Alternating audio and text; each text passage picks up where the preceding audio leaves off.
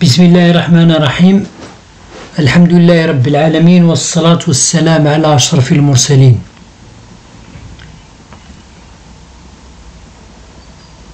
Dans l'exécution de contrat de transport, on trouve soit la marchandise, empêchement au transport, itinéraire, délai de transport, modification en cours de transport du contrat initial, livraison des marchandises.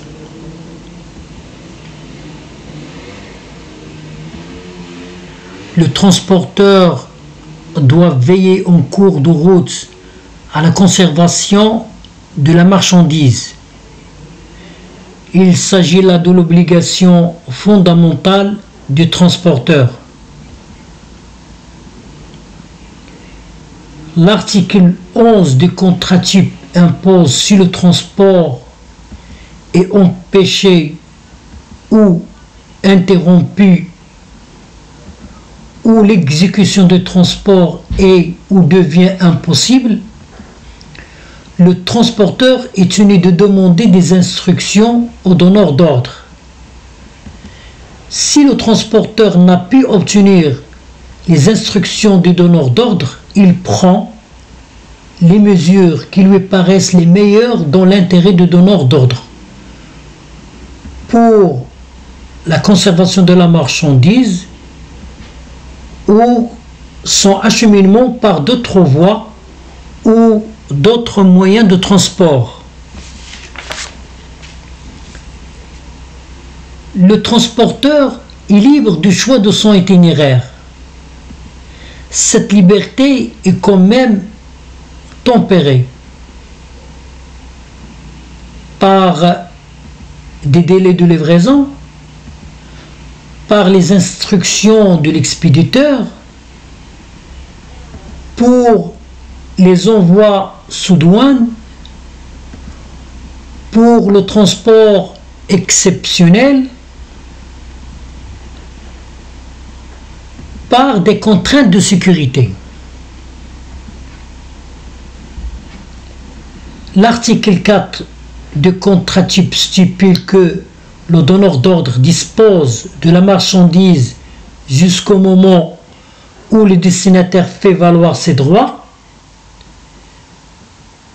L'article 452 du Code de commerce impose que l'expéditeur a le droit d'arrêter le transport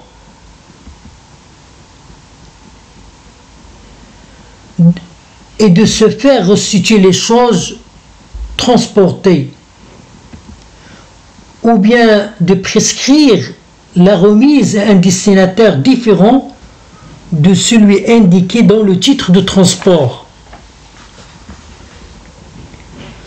Le transporteur n'est plus tenu d'exécuter les ordres de l'expéditeur dès que les choses sont arrivées ou auraient dû arriver au lieu de destination et que le destinataire en a demandé la délivrance.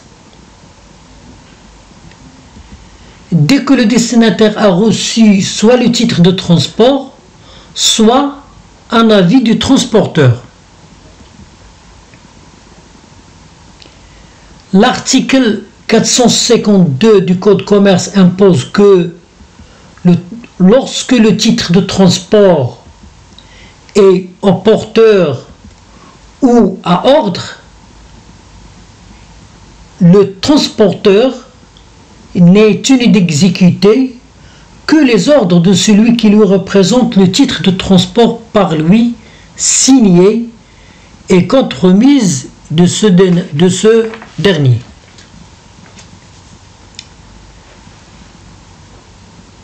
L'article 456 du Code de commerce impose que le transport doit être effectué dans le délai déterminé par les parties ou par les âges du commerce et à défaut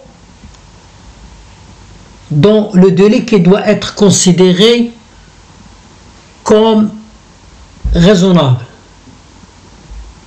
Le donneur d'ordre n'a pas le droit d'imposer au transporteur un délai de livraison incompatible avec le respect des limitations de vitesse ou de la durée de conduite journalière.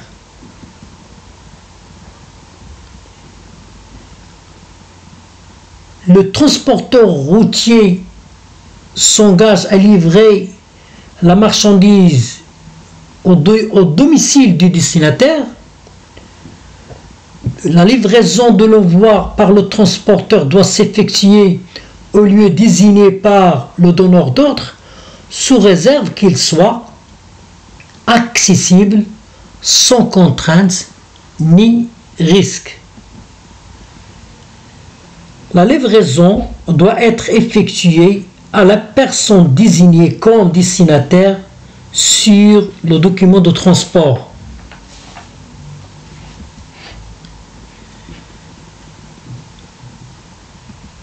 L'article 466 du Code commerce impose que le transporteur doit aviser immédiatement le destinataire de l'arrivée des choses transportées. L'article 467 du Code commerce impose qu'avant l'arrivée des choses transportées, le transporteur doit exécuter toutes les instructions qui lui seraient données par le destinataire et relatives à leur conservation. Article 469 du Code commerce stipule que le transporteur n'est pas tenu de délivrer les choses transportées si on lui remet le double du titre de transport par lui signé, qu'il soit nominatif, à ordre ou au porteur. Merci.